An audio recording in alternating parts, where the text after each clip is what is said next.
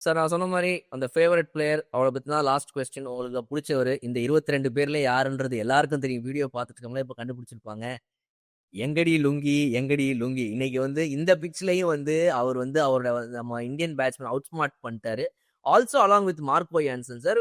ரொம்ப வந்து ப்ராமிசிங்கா இருக்கு. இப்போ வந்து ஒரு டேல் ஸ்டீன் மாதிரி வந்து இப்போ மார்க்கோ யான்சனும் பார்த்தீங்கன்னா, across all the formats he is giving his best.